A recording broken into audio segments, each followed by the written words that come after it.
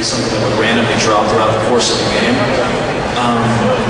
Is it going to be possible for people to collect all the runes over the course of the game, or is it going to be one playthrough you're going to get one particular set of runes, and then the next playthrough you might get an entirely different set? Well, was there any thought process on how that was going to work? The runes drop, they're fairly frequent in their drop, but they have power levels. So as they get kind of higher, they get more and more powerful. You get, some of the runes that we showed, like where especially with Electrocute, where it was bouncing several times, that was probably like a tier 3 rune. So every time you go through, you do tend to get different runes, and so you can tend to use your skills a little differently, which is what we want. But they are frequent enough that you pretty much always have runes. And one of the things that's interesting too is that as you if you level up a character a second time, what you initially kind of choose as a skill and how you initially put those runes, you'll get, say, a multi-strike and a lethality. You might swap it between different skills every time you go up, which is interesting as well. So, but they drop fairly frequently. We want to make sure that people all have runes fairly quickly. Next question.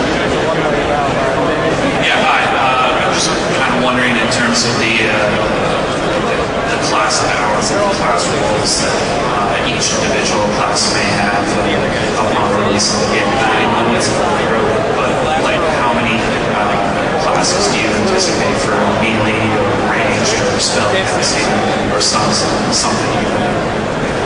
I would say like what our intent is in terms of like how many melee or ranged or whatever, because that gives hints to new classes, and we like to hold on to our secrets. But we don't really plan to classify classes into roles like an MMO would. We really consider all of our classes kind of DPS classes, and that's what we balance them against.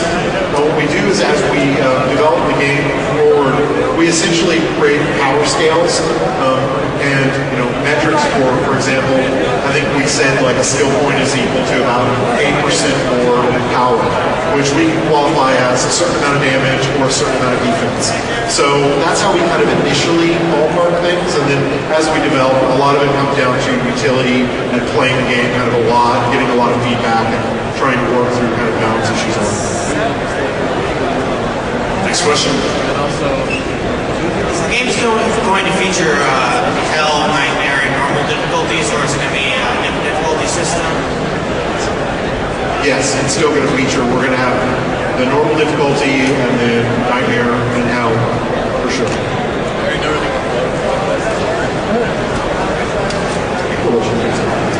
My question's about the skills and the leveling. As you level up your character, how are the ruins going to affect the skills? Are you going to be able to learn new spells? And then how do the ruins play into your level?